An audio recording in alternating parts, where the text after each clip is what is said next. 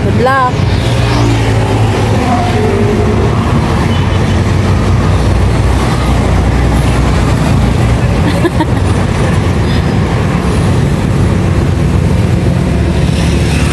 Ayan na ang aking Julia. First day of work. Congratulations!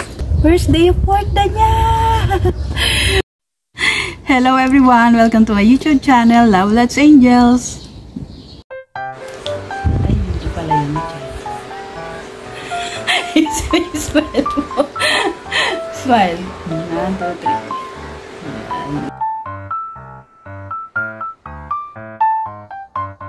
Maghahatid ako ngayon kay Julia, papasok sa kanyang trabaho. Yes guys, may trabaho na si Julia. On natin tong ating e-bike. Diba? Hindi ka pa pala na-unlock. Ayan. Hello guys, today is April 8, 2024. 12 days to be exact. Kwentuhan ko lang kayo nung nung March 27. So yun nga, nakapasa si Julia sa board exam as medtech. Lisensyado na siya. Kaya after 12 days, ayan, first day of work na niya. Excited ako, kaya ihahatid ko siya sa kanyang papasukang trabaho ng ospital dito rin sa Gentry. Kaya ihahatid ko siya ng e-bike. Ayan, lapit lang naman yun. Habang nagre-ready siya, ito, kinikwentuhan ko muna kayo guys. Kwento ko lang sa inyo ano bang feelings ng mami na ang anak niya first day of work. Excited ako kagabi pa. Isang araw pa. Hindi siya nagpatumpik-tumpik. Nag-apply agad siya ng trabaho after 1 week. Tapos Monday yon, then Tuesday mag-start na sana siya. Pero kailangan niya muna magpa-medical. Kaya sinamahan ko din siya.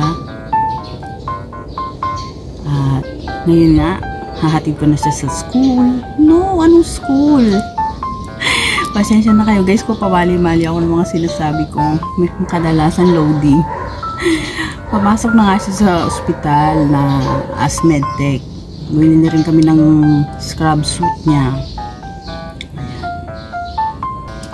Pinagluto ko siya syempre ng almusal, pero ang kanyang lunch hindi na kailangan magbaon kasi may free lunch na sila doon.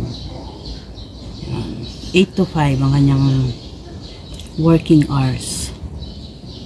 Hindi niya sinabi sa akin na may plano siyang magtrabaho agad-agad. Kasi by June, babalik yan ng Dubai. Sayang daw yung 3 buwan. O, diba? Saan ka pa? Proud mommy here. Ang magiging struggle ko nito, saan ko na naman ilalagay itong camera natin. Ayan na ang aking Julia. First day of work. Congratulations! Kwento mo muna sa kanila na anong feelings mo today for today's video. Wala. Hindi ka man excited? Ako ba excited? Ha? Ako pala. So let's go na. Let's go! Hawakan mo na. Siguro na hindi na dito yung daan, no? Ay, dito na, no? I mean, doon pa diretso, tapos dito pa, dito yung daan. Naisip ko lang yun na. Kasi nilipat nila yung parking na side.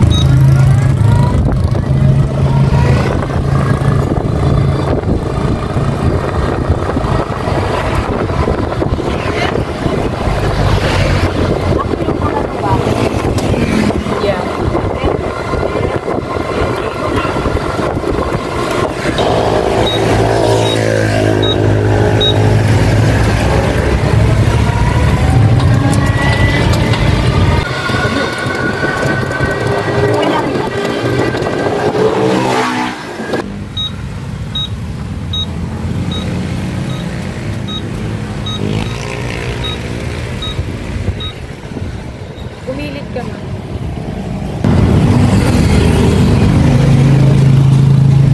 Hindi na, baba ka na.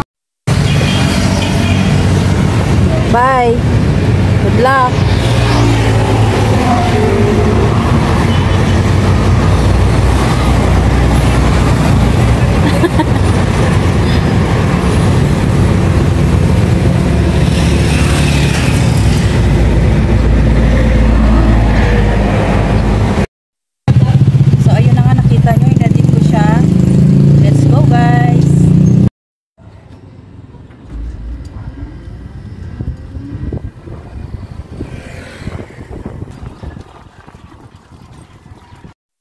nakita akong bilihan ng saba. Bili muna tayo guys ng saba.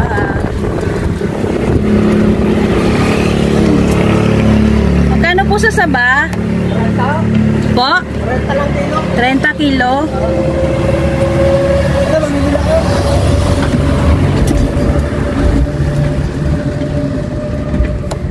Pang ano na tawag doon? Ano yung turon. Magkano po yan? 1 kilo lang.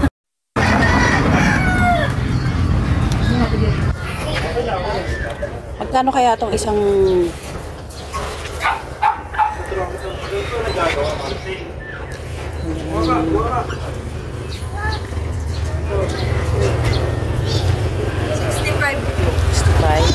kamote.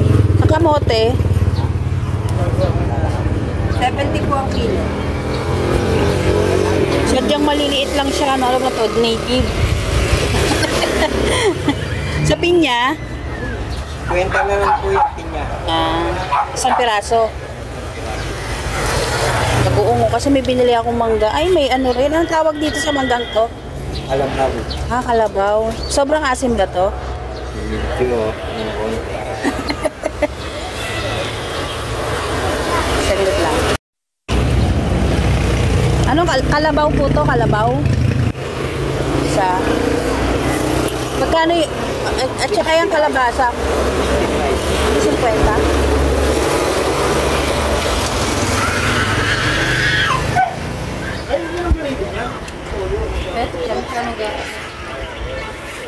Kayo po nagluto ng bagoong? Hindi po. Bago po ito? Bago po. Masarap po. Magkano? 70 po. 70. Magkano po tayo? Sige, try natin.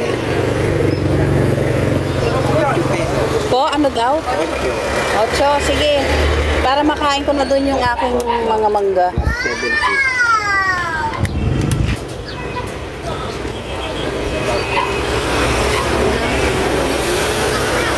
Ilaw pa yung sabaw. Sa upo, magkano kilo? 35 po isa. 35 na to. Po? Opo, magkano po lahat? 543. Kasama yung kalabaw.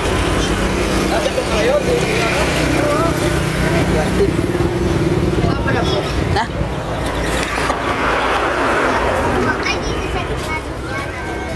Bilhin ko na rin tong upo. Ay, kamote yata. Ano ba nung ano nito? Kasi ang liliit. First time ko yata Ang laga po lang. ang laga. Ang diet na rin.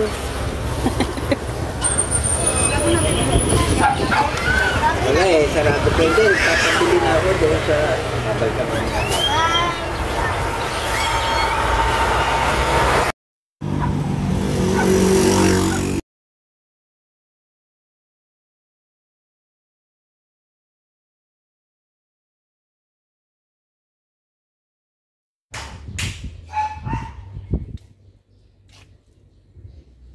So ayan na nga guys, nakabili na ako ng saba. Magtuturon ako. Thanks guys for watching. Stay blessed everyone.